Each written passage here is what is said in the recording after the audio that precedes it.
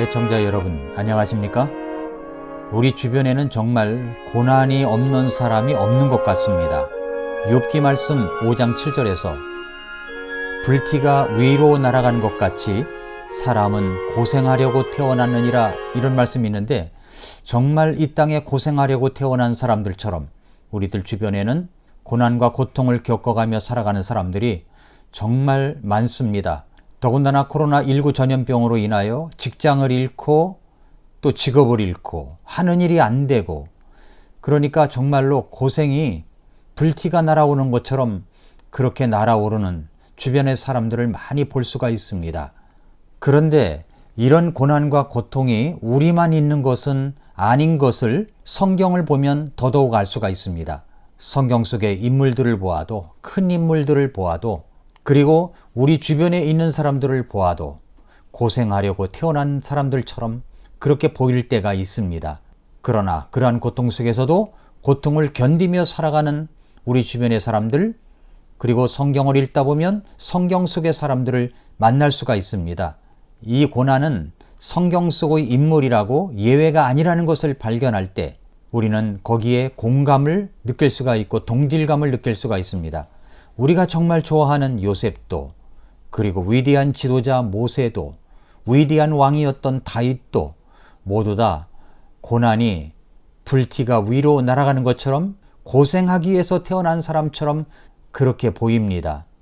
그런데 우리는 우리가 고통당할 때, 고난당할 때 나만 당한다라고 생각하기가 쉽습니다.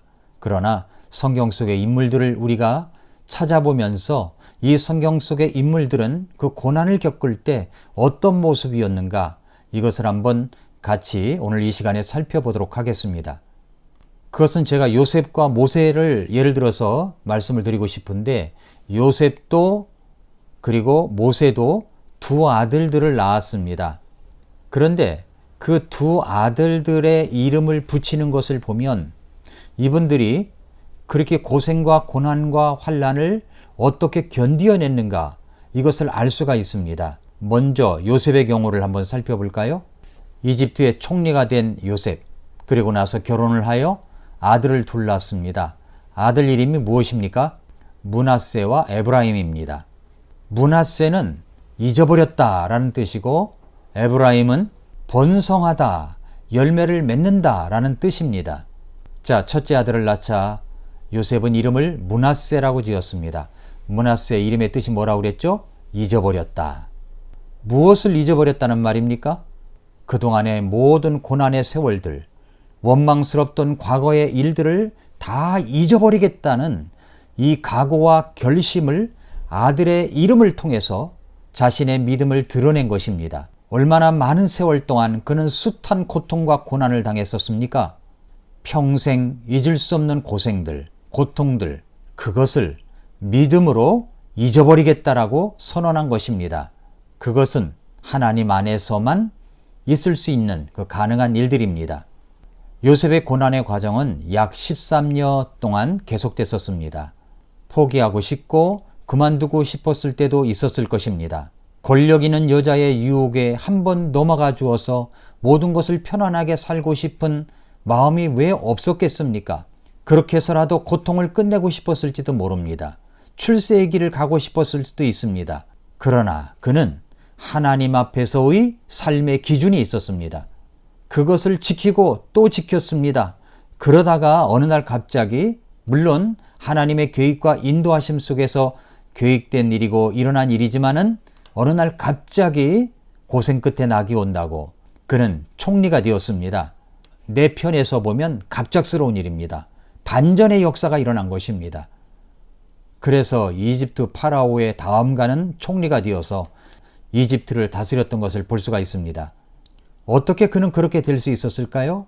그는 하나님 앞에 꿈을 갖고 계속 그 꿈에 대한 도전과 응전을 놓지 않고 있었기 때문입니다. 하나님의 말씀대로 살겠다는 꿈, 그리고 말씀의 기준을 넘어서지 않겠다는 꿈, 하나님이 나를 통하여 뭔가를 이루실 것이라는 그 꿈을 갖고 신실하게 말씀의 기준을 지키며 살아온 결과였습니다.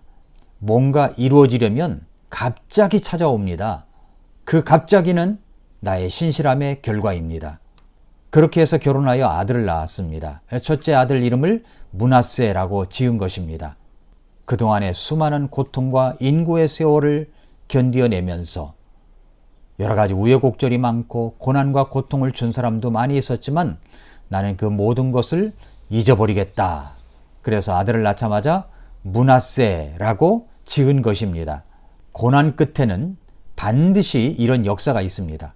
저와 여러분들이 고난을 견디고 말씀의 기준을 똑바로 지키면서 끝까지 인고를 하면 하나님께서 므낫세라는 아들을 낳게 할 것입니다. 그것은 바로 우리의 신실함의 결과입니다. 요셉이 둘째 아들을 낳자 에브라임이라고 지었습니다. 에브라임 뜻이 뭐라고 그랬습니까? 번성하다, 열매를 맺는다는 뜻을 갖고 있습니다. 이제 과거는 잊어버리고 하나님이 주시는 번성들, 열매 맺는 세월을 걷겠노라고 하는 그런 요셉의 의지가 드러나고 있는 이름입니다. 이제 하나님께서 나로 하여금 이 땅에서 창성하게 하였도다. 창성하게 하셨다고 고백하는 것입니다.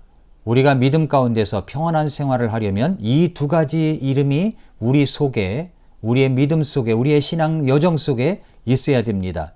누구나 고생하는 것은 다 있습니다. 고난도 있습니다. 고통도 있습니다. 나만 그렇게 혹독하게 당하는 것은 아닌 것 같습니다. 우리의 믿음의 선배들도 다 이런 고난과 고통이 있었습니다. 예수님 안에서 구원받은 하나님의 자녀라면 이제 예수님의 이름으로 그 고통스러웠던 날들, 나에게 상처를 주며 고통을 주었던 사람들을 잊어버리는 것입니다. 그리고 앞으로 우리 예수님께서 나에게 주신 번성들, 나에게 주실 번성들, 열매들을 기대하는 것입니다. 그렇게 될 때 우리는 보다 더 행복한 나날들, 평안한 나날들을 보내게 될 것입니다. 요셉은 두 아들을 낳고 그런 결단을 두 아들의 이름을 지으면서 드러내 보였습니다. 그래서 형제들을 용서할 수 있었고 위기를 당한 이집트를 구할 수 있었습니다. 더 큰 역사를 위하여 사소한 것들은 잊어버리고 주님 앞에 기대하는 것, 그것들을 우리의 생활 속에서 나타내야 할 이름들입니다. 사랑하는 애청자 여러분, 오늘 하루도 우리 마음속에 잊어버려야 될 것은 깨끗이 잊어버리고 주님이 주실 번성들을 기대하며 주님을 바라보면서 생활하는 오늘 하루가 될 수 있기를 바랍니다. 정말로 고생스러운 날들이 많습니다. 코로나19 때문에 더더욱 그렇습니다. 그러나 하나님께서 반드시 우리에게 피할 길을 주시고 감당하게 하실 것입니다. 오늘도 예수님의 이름으로 승리를 거두는 귀한 하루가 되실 수 있으시기를 축복합니다. 아침마다 새롭다. 오늘도 미라클 모닝입니다.